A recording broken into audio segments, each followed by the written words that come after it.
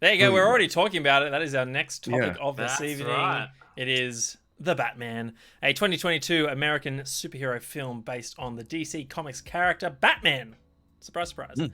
Produced by DC Films, Sixth and Idaho, and Dylan Clark Productions, and distributed by Warner Brothers Pictures, it is a reboot of the Batman film franchise. The film was directed by Matt Reeves, known for 2008's Cloverfield, 2010's Let Me In, as well as Dawn of the Planet of the Apes and War for the Planet of the Apes.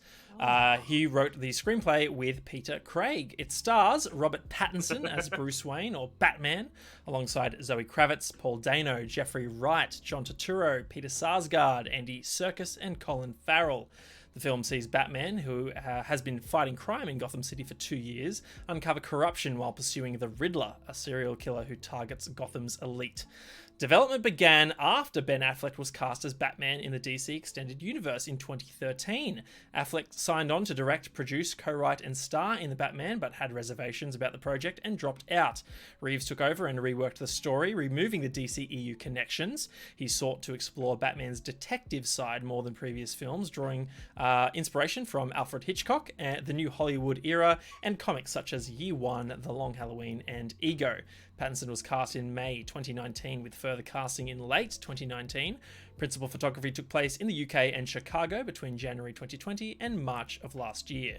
The Batman premiered at the Lincoln Center in New York on March 1st, 2022, and was theatrically released on March 4th. It was delayed twice from an initial June 2021 release date due to the COVID-19 pandemic. The film has grossed over $269 million against a $185 to $200 million budget. We should also note it's only been out for a week so far, making it the fourth highest grossing film of 2022 so far. It has received praise for the performances, cinematography, Reeves' direction, visual style, action sequences, and story, though some criticised its runtime. Bats has wooed audiences with this film, earning an IMDb rating of 8.5 from 163,000 users, placing it in the site's top 250 films of all time at number 72. Critics have enjoyed this one as well, granting it a Metascore of 72. Rotten Tomatoes, gentlemen. I'm going to go to Mr. Mira first. What do you think? Gonna go with 90. I think that's too high. So she said. That doesn't make any sense. What? Jason's escapades continue to confuse me. Yep. You have strange conversations with women, if that is something that she They're said. not talking back at me. It's definitely not 90. I'm probably gonna like 81. 71. Ooh. Certified Fresh, 86%. Price is Right rules. Terry takes this one. Nice. I would love to hear chat's thoughts on the Batman as well. Throw them in there. We'll refer back to them. We're going to have a great conversation.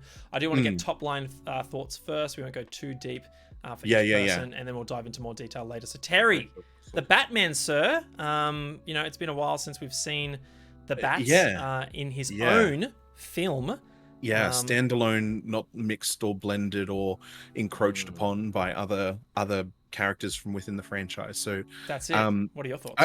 I'm glad that you kind of covered it off in the introduction, that this is talking about the production issues and the reimagining that they wanted to do, because this really is, as you've just described, a window into the detective side of Batman, because you've got the first Batman, which is crime fighting. You've got like this one, the Nolan one, which is I'm not quite sure what, like, it's the tech stuff. Like, I don't know what you kind of characterize it as.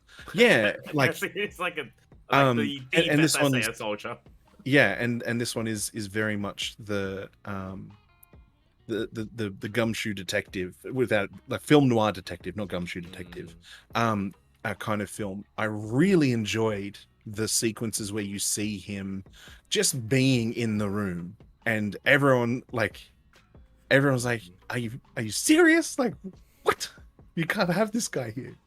But he's there, and like, I don't know, just so many subtleties. He's not like the big swinging dick kind of detective that comes in and is just like literally loud mouthing and pointing out and like, belittling everyone because they're talentless hacks that should never have been put behind the magnifying glass or anything like that. He's just like, he's there, he's analyzing, he's thinking, and you can see that he's kind of doing stuff. And I liked, without, like, again, not going scene by scene kind of stuff, but I did enjoy that that aspect of the character, that exploration of the character. I do like that you still get some of the showcase of him in combat. The choreography in this was pretty tight, I thought. Not a lot of like issues with clarity around the action sequence, especially when you first see him. That monologue, like, I don't normally like monologues at the start of a film because it's kind of spoon feeding you. What's it called? Exposition. Exposition. It's like, I don't necessarily like being spoon-fed exposition, but I like that this film isn't a Batman origin film.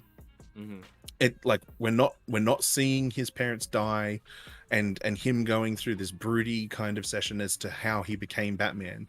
This is like, he's been on the job for a little while. I think I don't know if it was in the movie or maybe something I've listened to afterwards that said he's been kind of doing his shtick for about 2 years now. But he's established. He's kind of done a few escapades.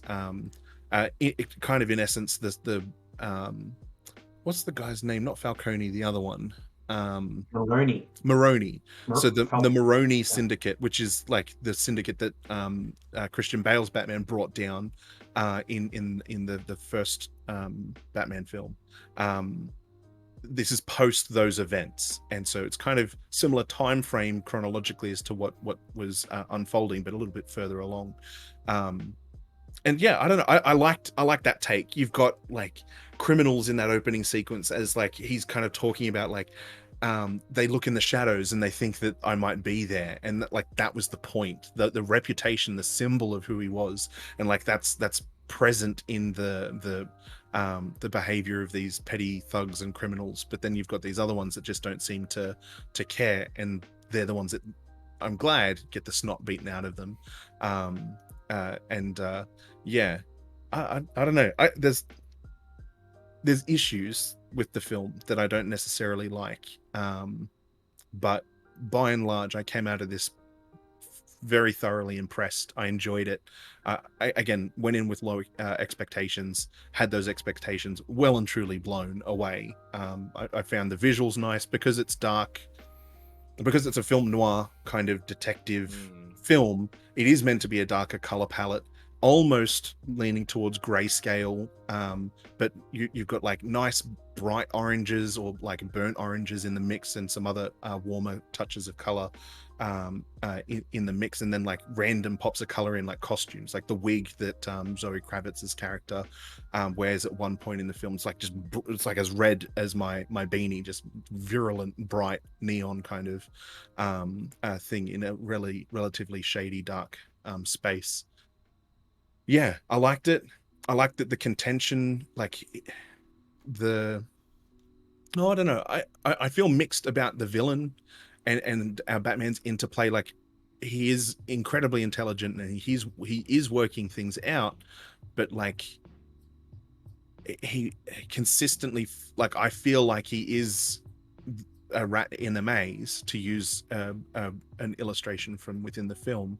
And like, that's weird to me to think of the detective edition or the detective version of Bruce Wayne and the Batman being led by the nose almost to an eventual outcome that he didn't actually have agency over. He was essentially used as a tool.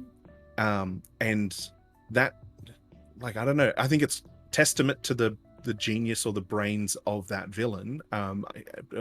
Does everybody know? I mentioned the Riddler yeah. So the Riddler in this is very, very intelligent and also like proper unhinged in a non-comedic way, like contrasting it to Jim Carrey's The Riddler in the Clooney Batman films, which I did not mention when talking about the other Batman films because they are garbage. The Riddler, enjoyable garbage. They're enjoyable garbage. but they're like the old TV show Batman reimagined for a contemporary audience. It's very, very cheesy. It's Man, the super Val cheesy. Kilmer Batman is my favorite Batman. Well, yeah, no, that's different. Well, that's the one with the Riddler in it. Yeah, I don't know. I may be thinking of Clooney as being Batman more often than he was. How many times was Clooney Batman? Once. He had Mr. Freeze and That's once too many, but that's and okay. Bane I think I've blended Poison those Ivy. two together somehow. Yeah. It's Victor Freeze. The third one is the hot garbage one. The first two were great. The Riddler in that was comedically insane. Still very, very smart. But yeah, anyway, the character in this one. Okay. Sorry? There's two with what's his face? Keaton. With Michael Keaton. So there's the Joker Yeah, one, and then there's the Batman Penguin Returns, and Batman Catwoman. Forever, and then And there's Batman Val and Robin. Kilmer. Yeah. The Batman and Um, Robin one is Hot garbage. Yeah. yeah. I mean, it's fun. Sold a lot of toys, and Yeah. is highly quotable. Like, you know, yeah, quoting Victor Freeze. It's basically Arnold Schwarzenegger just being Arnie in that film. It has a place in my heart. It's just not a great film. Yeah, but now I've lost my train of thought completely. We're talking about how great Val Kilmer was as Batman. He was great as Batman, and the kiss scene in that film is brilliant. How he's stoic, he turns around and gets like that smirk on one side of his face. That's a brilliant moment in that film. I like Tommy Lee Jones as Two-Face. I think that like he brought that kind of right kind of energy to that character. But that's not the Batman we're talking about. The Riddler in this film, very different to Jim Carrey's portrayal, who was very flamboyant, where this one's really broody. And this kind of touches on, again, a mixed feeling that I have. This character is kind of being portrayed as like one of these fringe types on the internet. They didn't call him like alt-right, but they talked about like these fringe kind of people. Like they very carefully stepped around, but very clearly outlined some social justice issues with the way that they did this. And there was a very clever placement of an audible comma after the word white when Zoe Kravitz's character says it's a bunch of white privileged old men. Like there was a very minor pause that indicates there was a comma there. So it's not quite the use of white privilege. It's like a descriptor rather than it saying white privilege, but they say it, and if you're not paying attention, you might think that that's exactly what they're saying. Yeah. Oh, good, Jace, you picked that one up straight away. All Good over man. it. Yeah. And so I like that it wasn't smack you over the face with all of these social justice hot button issues trying to tap into things. I like that Zoe Kravitz's character is a capable female that doesn't have plot armor. Like you see her getting the snot beat out of her periodically as she's also beating the snot out of people. Like it, to me, seemed like a really accurate portrayal of a very skilled combatant in Zoe Kravitz's character against people that are superior in strength. And so her technique obviously wins it over, but doesn't hold a candle to the bats, which is to be expected. The bats. Yeah, the bats. And on the bats, his suit in this, I love it so much, but his physicality outside of the suit is night and day. Like in the suit, he looks jacked, but you see him out of the suit, and apart from one scene where he's like flexing across like his shoulders and traps and all of these things, that looks great. But then you see him kind of standing up, and he looks a little frail. Like he doesn't look. The 6 inches of solid lead. Yeah, which he must have needed. He must have had. Yeah. And I was going to say, I think that most of it is just styled to look like muscles, because that suit is the most bulletproof thing I have ever seen. I watch a lot of gun range videos on YouTube, like Demolition Ranch. He's running around like Superman. Stuff. He's Dead taking set. bullets Yeah. like Superman takes bullets. Yeah, Hmm. it's absolutely just ricocheting off his armor. Like he gets hit with a full auto burst from like I think it was like an MP5 or something, just a submachine gun of some description, and it just like sparks up and it lights up the hall. I love the great scene, but he's like unperturbed. I'm like, there's a lot of kinetic energy coming at you right now, and you know that's not usually how body armor works. But you are Bruce Wayne and Batman, so I'll allow it. Like I'm willing to suspend the disbelief, but it's like that's a very good suit that he's fashioned for himself. Yeah, I think anything else that I want to add might start to touch on spoilers, but I think that this is a good deviation for DC from the DC EU stuff that they've been bungling again and again. Like, I hope that the success of this film leads the studio to pour more of their resources into funding the next one of these that they very much hinted at, this being more than just a once-off film. I really do hope that that's where this goes because of the commercial success and the critical success. Like, it's 86 on Rotten Tomatoes. It's definitely not going to stay. You said it was in position 75? 72, yeah, 8.5. 72. Yeah, I don't think it'll stay there, but it might stay in the top 250. I don't know. I hope it doesn't, kind of. It'd have to because, fall like, pretty low, yeah, Yeah. To fall out of the top 250, but yeah, we'll see. Yeah. Ben wants to go next. Jason, Ben's I'm like, so sorry. I was hand me going to the go rock. That's to you. fine. Go to for you. it. That's fine. We're going to go to Mr. Movies. Go away, Ben, Ben. self-professed Bat fan. You love this character. You love the comics. You love adaptations of things into movies. I don't even.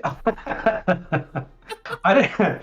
I'm done with arguing about Batman. He makes absolutely no sense to me at all, except for this next sentence. Like, okay, Batman deciding not to use guns and lethal violence is like someone who pretends to be the best chess player, challenging someone to a game of chess where their lives are on the line, and then saying, "I'm just going to shoot heroin. I'm going to mainline heroin real quick before we get this game underway," and then let's do it. Let's play some chess. It's like, why would you tie your hands behind your back like this? You've got a very difficult task ahead of yourself. You're obviously not equipped to do it without guns.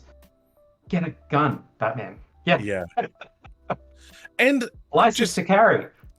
and just to dovetail into what you've just said, some of the things that he did to these goons very likely led to their death. I also Like- don't understand. Like, I don't even. Yeah. I didn't even know about the no killing thing in Batman's past, having seen like 5 Batman movies, and it Yeah. got to like, I don't even know which one it was, where it's just like, it was like Batman vs Superman, and it's like, what? This no killing thing is a thing? I didn't know that was a thing.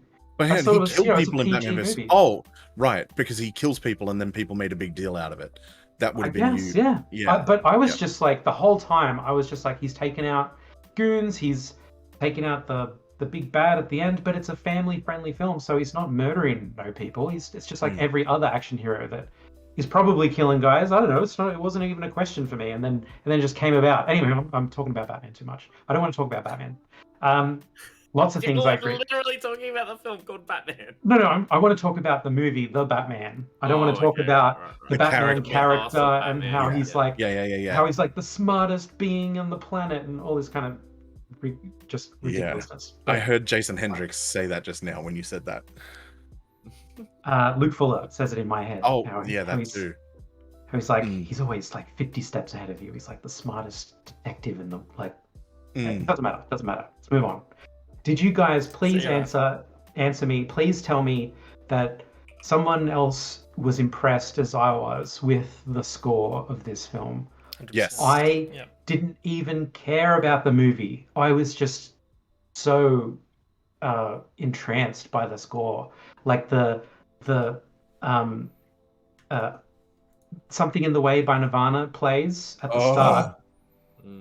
Something in the Way by Nirvana is a perfect song for what this movie is. And then the entire broody, dark score is those, like, it's a stripped back version of Something in the Way by Nirvana the whole time. and it's so damn good. I loved it. It's just those two notes. It's just two chords, but they've embedded it into every piece of every part of the score of the film. And I was just there, like so impressed and so excited. Like I'm like, there it is again. Like this is a completely different musical piece. Like it's not a song, but it's there. I can hear and it's so slow and dark and perfectly matches the tone of the film. I was so impressed with that. Like I didn't even care that the cast was. I had a huge problem with the cast. The casting was terrible. John Turturro is the worst actor in the world, as far as I'm concerned, based on his performance in this film. I hated his version of Falcone. Falcone. I thought it was Falcone with an E, but everyone's saying Falcone. Falcone. That's fine. Be right. So anyone would have been a better Falcone. Like Andy Serkis should have been Falcone. Get someone else for the butler. For Alfred, yeah. Colin Farrell would have been a great Falcone. Like, just shift anyone around, you know? Yeah. And put him in there. Get rid of John Turturro. Yeah. You could have had Colin Farrell play both. Like, because of how hidden he was. Amazing. Yeah, that would have been funny. He could have definitely played both. And that would have been great. And that would have been like another Austin Powers thing. That'd be amazing. Yeah. And they had that gag there already with the twins. Like they had it wasn't just one guy playing two characters. It was actual identical they twins, were actual twins playing goons or whatever. But you know they could have kept rolling with it. Like everyone looks the same. In the gangster one or whatever. And that would be a funny parallel to the games, because like you play the video games and there's always like goons that look exactly the same as each other. Like there's the big guy with the baseball bat, the small guy with the dagger. Like they're always carbon copies of each other. So it'd be almost like a throwback to that. The exceptions to the rule of terrible casting was Jeffrey Wright and Zoe Kravitz. Jeffrey Wright was so damn good as Officer Gordon or whatever. Was he even a commissioner yet? I don't know how it works. He wasn't. He wasn't a commissioner. Captain, Lieutenant. Lieutenant. Yeah, Lieutenant. Yeah, I think he was a lieutenant. Lieutenant Gordon. Oh, he was amazing. He's got that perfect. Like he should have been Batman with his Batman voice. Yeah. Amazing. Anywho, things I found hilarious. Gotham Square Garden is a place. In Gotham. And it's just Madison Square Garden. Gotham is the darkest city in the world. You're standing next to a spotlight and you can't see it. Like you're standing next to a street light, sorry. And the street light illuminates like one column of space directly under it. And the rest is just dank blackness where Batman's hiding everywhere. It's so dark in this city. Credit to the direction of the look and feel of the film. But it's also the rainiest place on Earth. It's like you didn't need to. It's wet as heck. If you want to like drown Gotham, you just have to wait for the weekend. You know, it's going to drown itself. It's going to look like Sydney. It's going to look like Sydney, and Brisbane. The villain aspect was lacking. The thing that Terry said was exactly mirrored my thoughts, but just in a more general sense. The Batman versus the villain thing never really had a huge payoff for me. Just going through they had no direct conflict. There. All of their conflict was indirect. There was a moment where they had like a face-to-face moment, and everything in that scene is building for Batman to reveal his identity to the Riddler. And I was so sure it was going to happen, I would have bet anything, and then it doesn't, and I was so confused. I was like, because it would be the perfect cap to like how he gets the one up on the Riddler. I'm not going to spoil the plot here, but everything hinges on this. Bruce Wayne is the enemy and Batman is not. Like there was this whole element there. That would have a huge bow would have been. It would have squeezed his mind grates. It would have been the turn that we needed, because like you said, Terry, Batman's getting run through the maze this whole film, as far as like he's getting a lot of the riddles right. Batman. It's like, good job. Trivia Thursdays, my place. Come on. Yeah.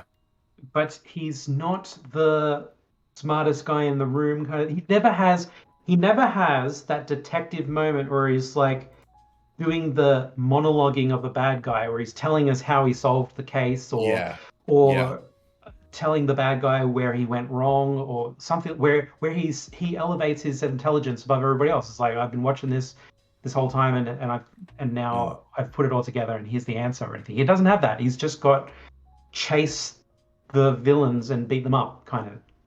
Is his answer. I'm not saying it's a terrible. It was just bad movie making, but it was fine because the score was so damn good.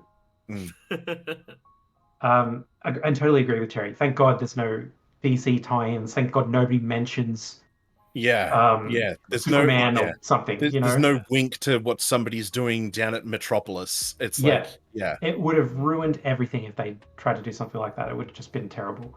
But I quite liked it, I guess. Mr. Mira, over to you, sir. Before you give your thoughts, I do want to highlight the cinematographer for this film, Greg Fraser. Very impressive resume. He was a cinematographer or director of photography for things like Zero Dark 30, Foxcatcher, Rogue One, Vice, The Mandalorian, and most recently, Dune. He is oh my God, master cinematographer. The composer you put into the chat, I'm like looking at his his filmography: Spider-Man: Far From Home, Jojo Rabbit, No Way Home, Incredibles 2, Doctor Strange, Zootopia, Jurassic World, Inside Out, Tomorrowland, Jupiter Ascending, and then why'd you ruin it? Why did you ruin it? Why would you mention that? But then you've got Medal of Honor, Airborne, Turning Point, Fall of Liberty. Yeah, you got to start somewhere. You got to make money in the early days. Yeah, Gargoyles, the video game. Nice. Like that is a throwback. Call of Duty Call of Duty Frontline 2002. Turning Point, Fall of Liberty. Wow, there's a throwback. Yeah. Oh, Gargoyles. That's Oh my goodness, his name is left my Arbiter. Keith David. Yeah. As Goliath. Oh, so great. good. Yeah. Yep. Anyway, other winged things. Anyway, Batman. The Batman, so here's the thing, like I saw the reviews for it, and I was like, okay, don't get your hopes up, Jason. Don't get your hopes up. Don't get your hopes up. Because I fucking love Batman. Don't get your hopes up. And like I'm looking at like all the merchandise coming out. I'm like, don't get your hopes up, Jason. You're not going to buy any of this. Don't get your hopes up. And then I watched it, and I walked away, and I looked at the person I watched it with, and I was like, that was fucking great. This movie is awesome. It's like a few of you said, it's the Batman film that fills in all the other Batman, right? It shows off all the things that you haven't really seen in other Batman things. You've seen him do in like the comic books and some of the animated things and whatnot, but like seeing him be the detective is really cool.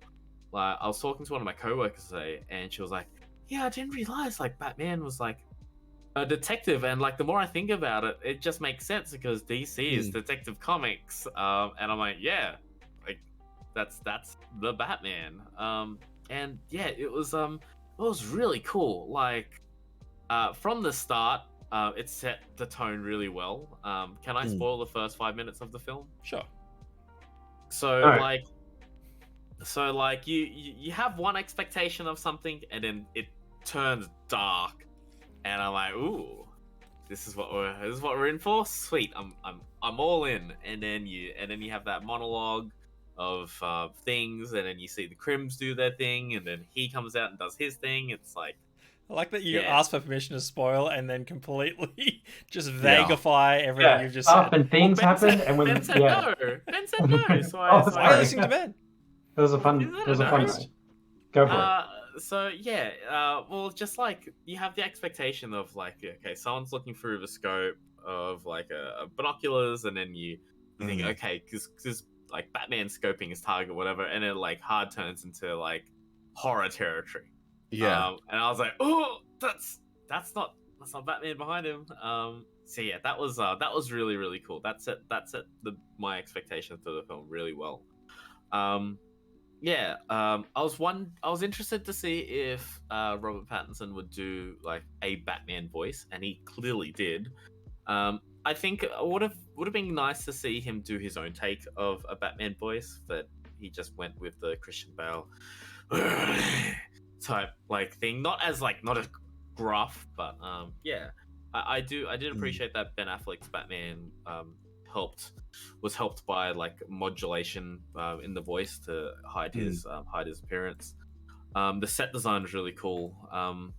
The mood was really cool. It's just dark. Like the amount of times you see daylight in this film is like so minimal. It would have been like less. Pretty sure than... It's Yeah, only it's you can only count ever on used. the one Yeah, it's hand. only ever used to indicate the time of day. Like Yeah. it's like, is it sunrise ju- or sunset? It's one of the two. right. It's one of the two. And Arpatz's response to it is always, And yeah, it's just pure darkness. Like, cause that Batman just lives in the night. You know, he's yeah. yeah. Some interesting things I noticed of like where the film just didn't care about showing you things that other movies would. Like, how did Batman get from here, get to there, take off his clothes, and all of a sudden be there as Bruce Wayne? You know, like, He's a quick change maestro. or how did he get into this place as Bruce Wayne and then all of a sudden be Batman with all of his things? There's no way the Batsuit can fit into that backpack that he just brought in. You don't know. He's Bruce yeah. Wayne. Well, that's the thing. So just some really cool moments that stand out to me was when he did a thing. Wow, Jace. Yeah. But then I can add the spoiler label later. We can get into okay, but he details. did the thing and then afterwards got completely fucking destroyed. And you're like, damn, that was not smooth at all, Batman. But look, this is Batman Year 2, and I keep thinking of there's an animated film based on the comic book called Batman Year 1, where it kind of tells the story of Batman or Bruce Wayne becoming Batman in the first year, making friends with Jim Gordon, and I guess earning that trust and kind of establishing himself as Batman in Gotham. So yeah, I kind of, with that in mind and going into this film, it kind of helped me get into the chronology of like, okay, he's still new at it, he's still getting his head around it. So he hasn't got all of his gadgets. Did you notice he didn't use his Batarang at all, except for one moment where he didn't even use it as a Batarang, like as you would usually see him as? I think he used it twice. Yeah. Okay, I must have missed the first. The time. first one is to cut open the crime scene Yes. thing, Yeah, and then he puts it back in, like, because I thought it was awesome that the Batarang was the chess piece, like he pulled it out and it was just the bat symbol across the chest, and then in that last scene where he uses it to cut something. Yeah. Yeah. But Apart throwing from it then, that would probably would have been better to throw it.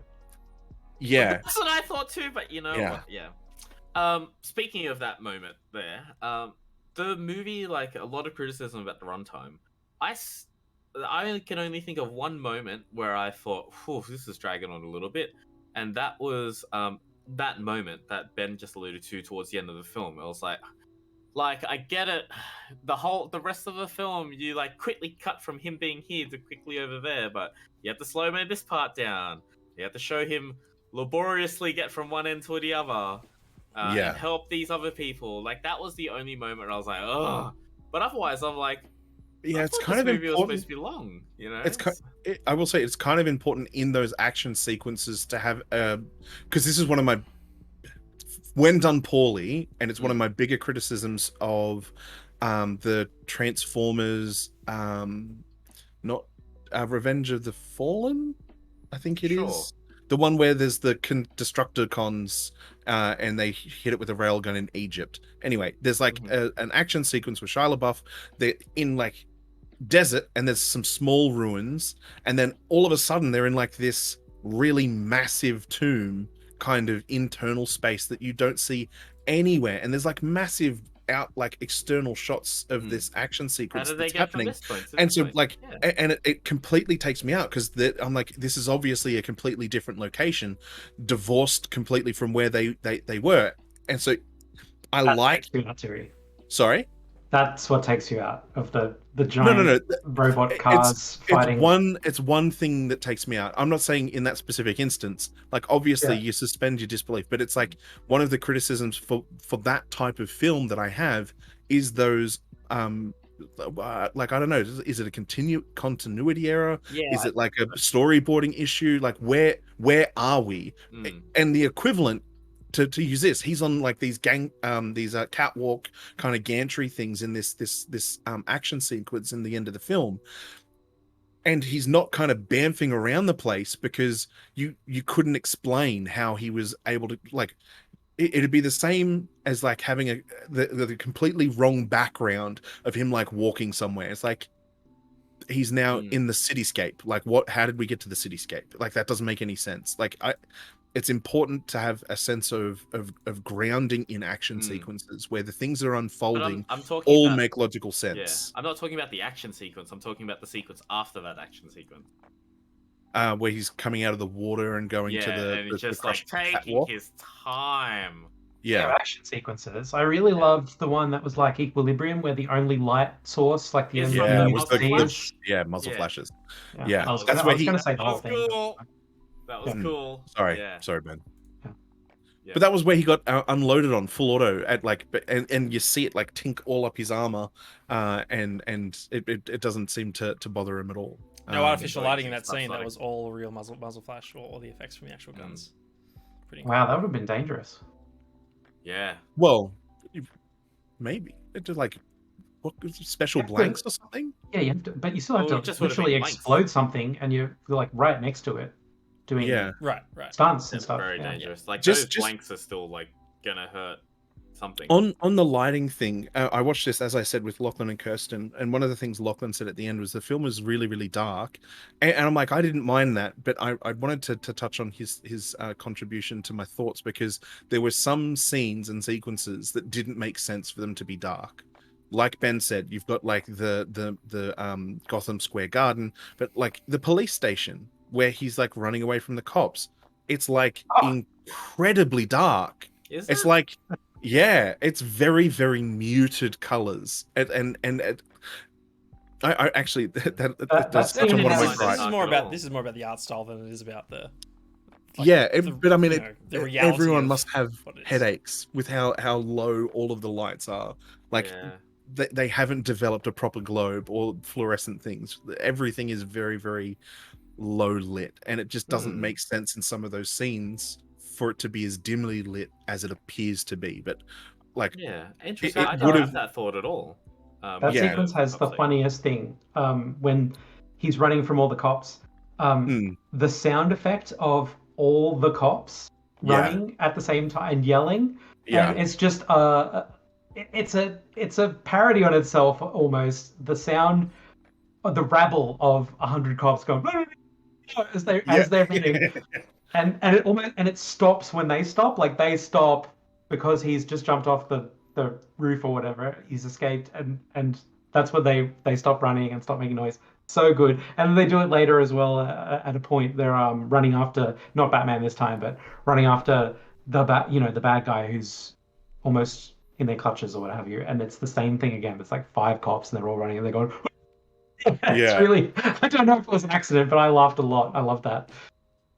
What did you make of the fact that he beelined to that stairwell and then grapnel hooked up it, and when he got to the top floor there were already cops pouring out of the top floor? Well, they obviously they're all multi-level. Yeah, but how did the guys on the top floor know anything that, like, no, they saw Batman go up a thing. No, they were already charging for that as if they knew he was going to be there. Like, I was just like, how did they get there so quick? Like, they don't all like, and they don't all have like a radio on their lapel that they're like talking through. Like, these are just in the office, and the Spidey sense tingles, and they're like, wait, we must form a mob, as Ben described, and rabble out this door of the top floor, and just stumble into the bats. Scott has the best argument regarding the lighting or the lack thereof in the city, saying it's Gotham City, Terry, not Neonum City. He I like has it. a point. Yeah, no, you do. I'm not criticizing the lighting. I'm just saying that Lachlan said that there were some sections where the aesthetic might have made sense to be compromised on, because it doesn't make sense for this. Like Ben said, under a street light that provides a huge amount of light in real life is like a single beam, and there's just complete blackness outside of that beam. I think it's what it lacks logical coherency. But I think for it's the what sake of Shane said is that the art aesthetic, like the art direction, is there. Yeah. Oh, if But Gotham City looked like New York City, it'd be you wouldn't get any of that feeling that the filmmakers are trying to imbue. Yeah, it would be like, oh my god, where's Batman? Oh, right there he there. is. I mean, he's really well lit, you can. even though that, even though that alleyway's pretty dark, I can see the outline. Yeah, it's Can not I that dark. Can I split a hair here about the saving Selina's soul thing? It appears like, this is just my opinion. I don't know if you guys agree, but if you're wanting to like murder somebody and you've got a gun and you point it at somebody and you've decided to kill them and then you try and miss, it's not a lot of difference to as if you had hit and actually taken the guy's life. And so the argument of like he comes in later and he's like, give me the gun, don't do it, save your soul kind of deal, like you don't want to go down that road and give in that way kind of argument is happening. He's kind of trying to say, don't kill a guy with a gun or ever. But like you've already got like the motivation is there, the opportunity was there, and you took it. You just missed. Like that is just incidental now. Like you're as much a killer as someone who's a better aim than you. I just got that vibe where it's like, oh, that whole angle there, that character arc is going down, doesn't land with me because of that argument. But for me, it's like he's saving her from the consequence of her actions, like the fact that he just doesn't. Oh, we're getting spoilers. Right. So exactly. It turns into I'm saving your freedom, not I'm saving your soul kind of deal. She's still a bad person. Well, she's still guilty of attempted murder. I feel like we're treading lightly I was just about to territory, so I want to get through my thoughts before we dive full deep into it. Similar to you, Jace, I saw the rave reviews on Twitter. The first thing that I saw about it, like the first critic review that I saw, was IGN 10 out of 10 masterpiece. I was like, holy cow, really? Okay, let's see if this aligns with everyone else. Started to see a few more tweets here and there. I was like, okay, this is all lining up. Expectations are pretty high, and they were met for me. I adore this film. I really, really, really love it. 10 out of 10, Shane. I saw it with Scott up in Queensland with some family friends of ours, and we came out of the cinema, and one of the first questions we asked one another was like, better than The Dark Knight? Oh, get out of here with that. Get out of here. I had the same conversation too. We discussed it back and forth, and I don't think it does, but damn, it made me ask the question. Wow. And that's nice. I think this film is equal style and substance, and the film that I was thinking about as I was leaving the cinema, that I could compare it, like very favorably to, is Mad Max Fury Road. I got that same feeling. I was like, holy cow, I've experienced an artistic piece that the creator had like a vision that he was able to just perfectly create and mold and ship, and it's delivered exactly the way that he wanted us to experience it. Just on the cinematography, like every single scene, every single shot is stunning. And I'm really disappointed. I went back and watched the trailer, and like in my mind, the 3 best scenes in this film are in the trailer. That's really disappointing. We can touch those in spoilers. I think for me, what I love most about this film is the fact that one, like The Dark Knight, it doesn't feel like any other superhero action film. This is definitely more of a detective noir thriller. But for me, like what makes, I suppose, Batman great, and I'll channel a bit of the Luke Fuller here, and that is, it's the rogue gallery. It's Batman is one piece on a chessboard in this film, and what's driving the story forward isn't his actions alone, unlike most other superhero films where we're following Spider-Man's story, or we're following Iron Man's story, or Captain America's story. Batman just happens to be embroiled in this story that is unfolding, whether he likes it or not, whether his actions have any say or not. And I am mindful of the decisions and the motivations of all these other characters and how that influences where this story arc is going to go. So the fact that someone like, Selena Kyle, Gordon, the Riddler, Falcone, or anyone else, or the Penguin, can have an impact in the story in a truly meaningful way, I think speaks to the strength of these characters and the way this story is constructed. I think at its core, like, this is a very simple, follow the riddles laid out by this mastermind, right? And I think for a detective film that works really, really well. And in that sense, I don't mind that, Batman happens to be one step behind, though many steps ahead of everyone else who's trying to catch up to these riddles as well. Yeah. So, I like that also it leans into Gotham City as a character, and you get the sense that these people are downtrodden, and just like there's it's very bleak. There's not a lot of hope in this city, but Batman is there to try and salvage some of that through his own actions. So I really enjoy that. Love all the detective stuff. I like having now seen this film. It feels missing from other Batman movies. You get a bit of it in The Dark Knight, with Bruce Wayne, sort of reconstructing the bullet and extracting the fingerprint and that sort of thing. But it's mostly technology driven, not like, logic or puzzle solving driven. And not and it's not his own genius. It's kind of like the Steve Jobs thing. He forces people to go into a room to create the thing that he has a vision for, which is fine. He's got a great creative vision, but like Bruce Wayne is more than just his gadgets. Yeah, for sure. You touched on the score, Ben, and I have to agree here. I think the score, in combination with the editing, there were many moments where I'm like, this feels like a Nolan film, where I think about We Are Your Friends, speaking of Zac Efron earlier, that like the best scene in that film is where he's describing the feeling of being a DJ and using music to influence the crowd, the dancers, the dance floor, and when you hit that 122 beats per minute or whatever it is, he has control of your cardiovascular system. I felt as though Michael Giacchino, the cinematographer, the editor, they had full control of my cardiovascular system in this film, because I was just being pushed and pulled around wherever this movie wanted to take me. I thought it was absolutely masterful. And I love, similar to actually The Dark Knight Rises, maybe not to the same extent, but I had a very real sense of danger, particularly, in the last act, where Riddler's plan sort of comes to fruition. I think that's probably one of the crowning achievements of The Dark Knight Rises, is Bane's vice grip on the city of Gotham.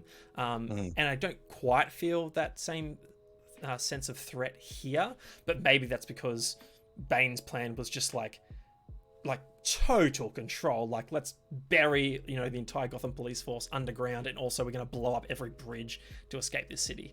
So he had full control, whereas Riddler was like, created a bit of chaos, but really felt as though he had Gotham in the palm of his hands in that sense. So I really enjoyed that about the movie. The only I listed it here as a negative that I have, and maybe it just plays into Batman being into his only second year of the Caped Crusader, and that is the action was good and clean. I love the way it was shot. The choreography was strong, but I felt as though he was fighting tough, but not necessarily smart. And I think that's what I liked about The Dark Knight in particular, is Batman breaking into Lau's office complex and playing really smart using his gadgets. The same thing happened when he's about to confront the Joker, and he's taking out the SWAT units who are about to mistakenly kill the hostages, instead of the terrorists. So I thought that was the only thing that I stepped away thinking, why didn't I enjoy the action to the same extent I did Dark Knight? Choreography was strong. It didn't feel smart. It felt brutal and well shot, but not It necessarily also didn't have thrilling as in that many sense. gadgets as True. Yeah. yeah. But man, yeah, I came away from this film thinking I need to watch it again. I'm looking forward to watching it in VMAX again. I look forward to owning this on 4K Blu-ray. I can't wait to watch this more and more and more. It had me in the palm of its hand. Like Matt Reeves was just like, oh, I was the perfect audience member, I'm sure, for someone like him.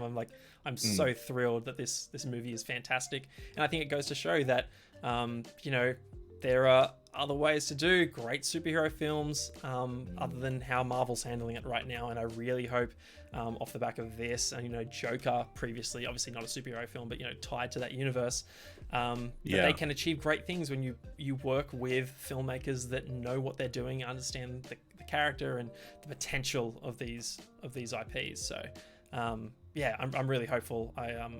I can't wait until the sequel, honestly. It's really, really excited. Love it. Yeah, be interested to see where they take the series from this. Before we get into any spoilers, gentlemen, I'd love to do rating. No surprise from me. It's going to be a don't miss it. Jason. Don't you miss it, because the Batman will come and get you. He is vengeance. Yeah, you should have done a voice for that. It didn't feel very threatening. Sorry. I'll come and get you. Dust tones. Yeah, I'm going to say don't miss it. This is very much something that deserves to be seen in the cinemas with that sound, with the screen. Like, I got great seats when smack bang in the middle, like looking just slightly down on the screen. Ooh, just perfect. And so don't miss the it. Movies. I'm gonna say I agree. Don't miss it, but it is really just for the soundstage of seeing it in the cinema. It'll be way better than what you've got at home. To be honest, the picture is probably going to be better when you put it on when you put it on an OLED screen when it comes out. See more. Except if it's terribly compressed. Dark scenes really suck when you stream them if they're compressed badly. Like, do you remember Game of Thrones? And so maybe if you get it on 4K Blu-ray when it comes out and watch it on OLED, it'll look better. It'll look way better than a cinema with a projector can give it to you. But it won't sound as brilliant as it does in the cinema. I do want to get to chat. Scotty has chimed in with a few of his thoughts, saying, I think it's hard to compare to Dark Knight because it's a different take on the Batman series, definitely. But the fact that we instantly considered comparing it to the Dark Knight is a compliment to both films. Like I said, other than the romance of this film, I really enjoyed the direction it took. He also said, I saw a neo-communism theme with the Riddler, the crusade against the corrupt, a leader taken down, but his followers blindly continuing the fight with such fierce loyalty. Certainly, I think that plays into the extremist nature of the movement he was trying to create, right? And Twiggy certainly agreed on the score. I do want to touch on some light spoilers, nothing major from me, but I think the three most stunning scenes that I'm really disappointed were in the trailer were the Batmobile bursting through the flames, coming flying towards the Penguin. That whole bit where the Penguin's saying, I got him, and then the Batmobile appearing through the flames is in the trailer. The upturned camera as Batman walks towards the Penguin with the flames in the background, that's in the trailer. And the hallway scene is in the trailer as well. Very disappointed. Very disappointed. Yeah, so don't think you need those to be there to be sold. How funny! I thought it was hilarious, the Batmobile. How it's just like a hot rod. It's just like a really souped up. That was a monster reveal, not a vehicle reveal. It was a good reveal. Oh, that audio man. Can we add the spoiler? The spoilers is up. It's already up. Oh, nice. Yeah. I love that car. That whole it was like a proper. It was almost like a new character of its own. My favorite little snippet from that sequence is this massive concrete pipe rolls onto the road, and it just brute force crushes through this thing, doesn't miss a beat, is undamaged. And I'm like, that is insane. Like, it's a it's a tank. It's a You battering notice, ram. Terry, but but it's so because he's fast. driving it on the outside, like he's strapped to the front, so his armor Oh, his just armor's yeah. smashes Like the everything. car has to be made out of the same stuff that his suit's Yeah. made out of. It's Yeah. like, yeah, some type of vibranium or some nonsense metal that does, or polymer. It's I actually an love Avatar that crossover. sequence. It's unobtainium. It's unobtainium. I like it. Yeah. Touching on spoilers. So the Riddler's motivations seem weird. It's kind of like anti-establishment. It like there's this corrupted core, which is kind of the whole point of Batman's crusade, is to fight against the corruption, the rot within Gotham. It's a city that can be redeemed. It's a city that can be saved. And like he says once in the film at the start that he is vengeance, and it just doesn't really come up again, the word vengeance, except that other people refer to him as vengeance. And then he hears that out of the mouth of one of the Riddler's henchmen that he beats within an inch of his life. Whatever that syringe held that he injected himself with to it's got to be some type of cocktail of adrenaline. I was other convinced stuff. I was watching a video game by that point. I was just like, okay, he's just popped a health potion or something. He's popped a health pot. Yeah.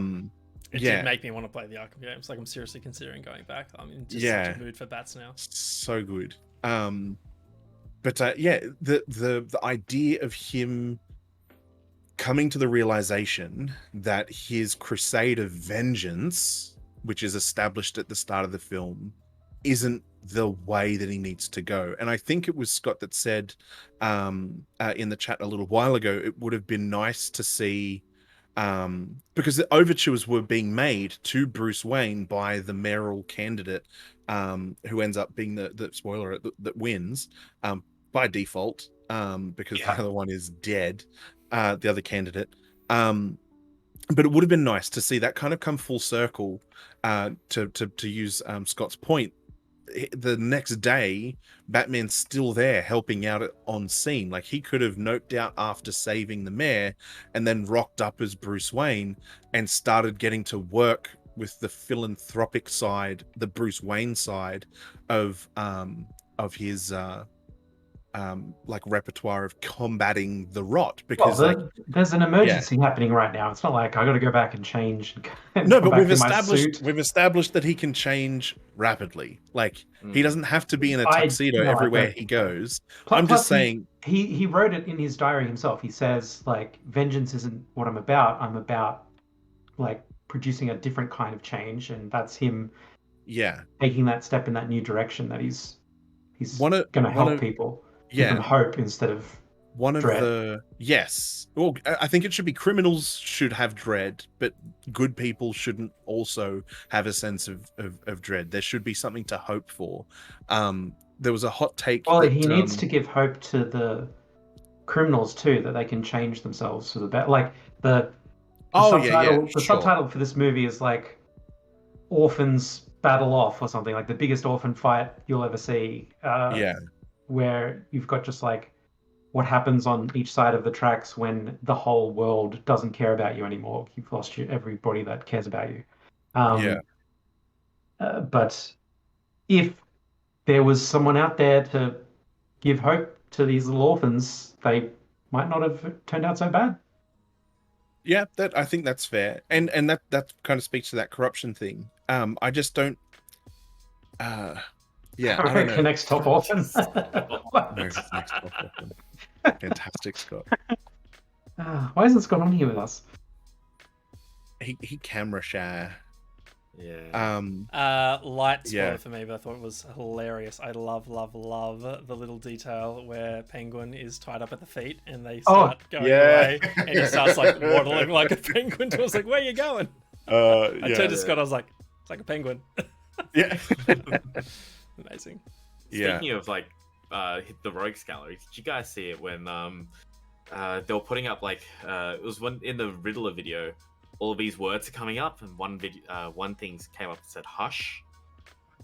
Oh right, yeah, like that was more overtly referred to, right? That was like right in your face. Yeah, like alluding to the character Hush in the comic books. So that was really, really cool. Potential sequel villain, yeah. Oh, so they Yeah. did do that BS Yeah. where they try and drop a hint. Mm. Well, it's an Well, also I mean- subtle Dropheads hint out at the there. very, very end of the film as well. Yeah. Yeah. Sweet.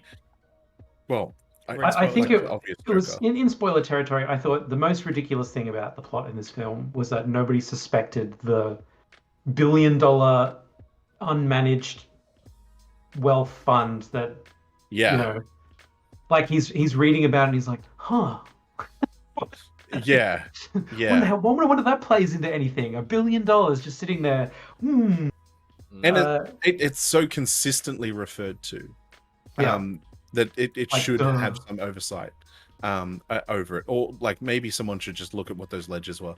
What I don't understand is like Paul Dano as the Riddler, like, yes, he was an orphan, but he says like, I was at my desk and I was working and I looked at a ledger and I'm like, hang on, what work were you doing that you were well, they doing said he was a financial forensic auditing? accountant. Yeah, that's not someone who earns nothing. Like a forensic accountant is on a good wicket anywhere you go in the developed world. Like like talking about Batman having like Bruce Wayne had a silver spoon in his mouth, which must have helped with the tragic death of his parents. It's like I kind of took affront to him, like, to the pain of losing your parents being dismissed because you've got money, because it's like obviously he would prefer his parents and to be poor than to not have his parents and be like a billionaire. Like, that's no contest. Or at least I think no contest. I would much rather have like family and friends that are no longer with us than the job that I've got right now. It's like I reject that wholesale. Well, not a job. But but Wayne money. Very. Yeah, well, I just don't think that that's ever gonna be a thing. Like for like me, and the that's fine. money that comes with like a signet ring, you know, like that kind of money. Yeah.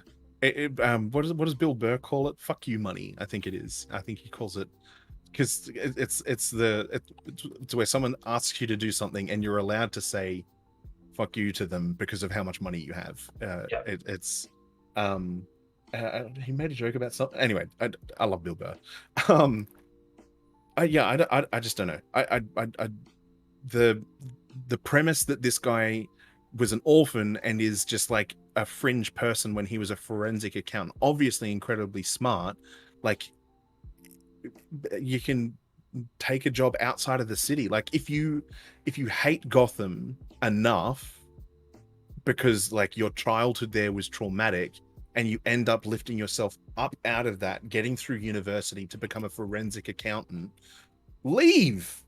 Like, there's a whole rest of America and other countries that you could move to that aren't Gotham. That for me was a little dumb. Yeah, Just the a same little can be dumb. said in real life for any extremist group, right? It's like, why bother staying and fighting for something if you can just find something better elsewhere? Yeah, that's I suppose that's fair, and that might be because it's like his brain broke when he saw something that was not good. And like, why not whistleblow it? Like, just blow the top off the thing to say, hey, it looks like this is getting misused for criminal purposes. Like, especially when you've got someone who's kind of fighting crime like Batman is. Like, instead you conspire to like these contrived it's like Saw. It's like, if you're going to kill someone, just kill him. Like, this especially when they get later in the films and like there is no out for the victims.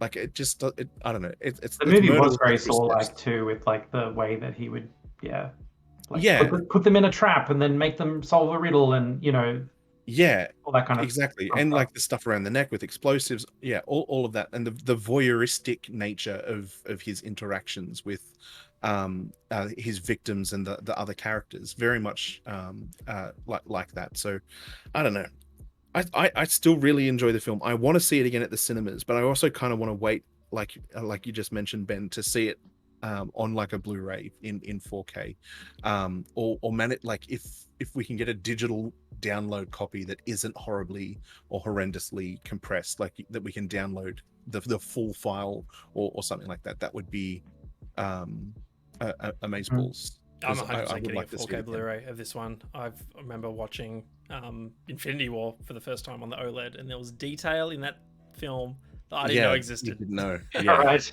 It was ridiculous. Yeah. To Scott's latest point about the difference between Batman and Bruce Wayne, I thought the most fun that they had with that in the film was how he could get into the nightclub as either powerful man, like, Yeah. and with the same line. Do you know who I am? Yeah. And, Yeah. and I want was to, I cool. want to get in. And then, Yeah. And that was framed exactly the same as well. Like Exactly the that's same, you know yeah. if that were to appear in a comic, that's exactly how you would see it. It would just be Yeah. Exactly the same replace frame both Bruce Wayne times. with Batman. Yeah. I like the ding dong ditch approach of the last time that he goes in. He just like bangs on the door. So he just like whoosh. Sorry. I just kind of think of Batman being the ultimate ding dong ditcher because he's a ninja He basically. totally could be. Yeah. Just like people turn around and then they disappear. He's gone. Yeah. I I just think want to quickly say, because we didn't touch on the like much nitty gritty in terms of the acting. Ben, you mentioned you're disappointed with John Turturro. Colin Farrell, man, oh my goodness, like Yeah. absolutely nailed it. Unrecognizable. I thought that the casting Great of Andy job. Serkis was a bit odd as well. Yeah. Yeah, just doesn't- it's nice. I like him, so I like seeing him wherever it is that he kind of yeah. turns up. I like but him, but I don't think he did like an amazing job. Yeah, Yeah. Agreed. I would agree with that. Again, just like in Nathan Drake movie from last month. Uncharted.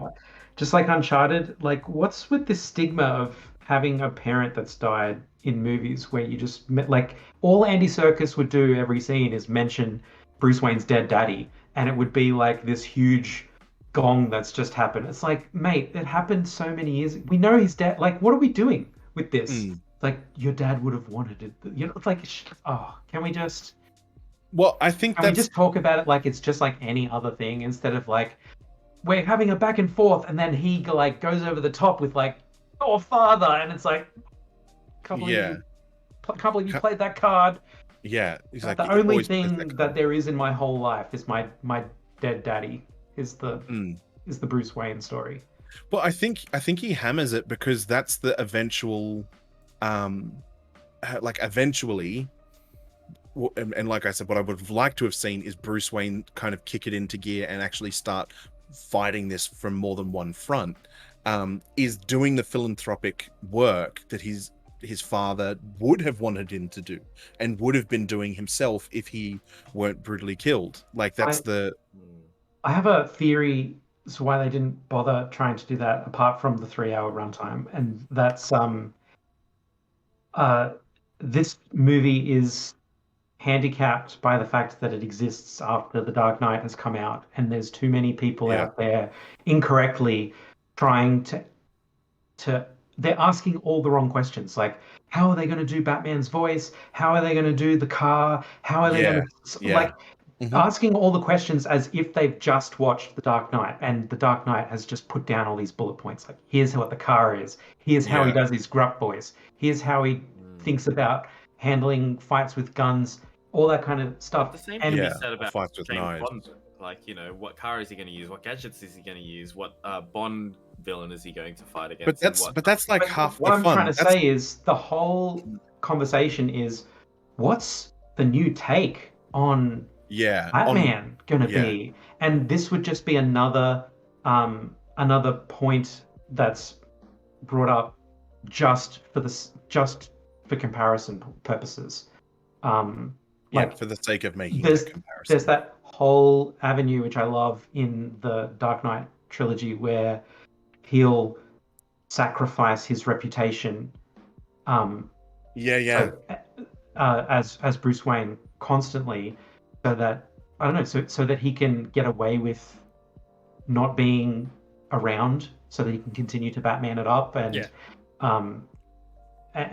paying the price. Like that's the price he has to pay in order to keep people distant and do his Batman-y stuff, and get leads on people and all that kind of stuff, all that kind of thing. It's the same for a lot of superhero characters. Protecting the identity is going to come with, certain consequences and costs. Like happens in Invincible, right, where he pushes away, the love interest, that sort of thing. And so apart from the conversation at the start of the film where he says like, I don't care about that part of my life.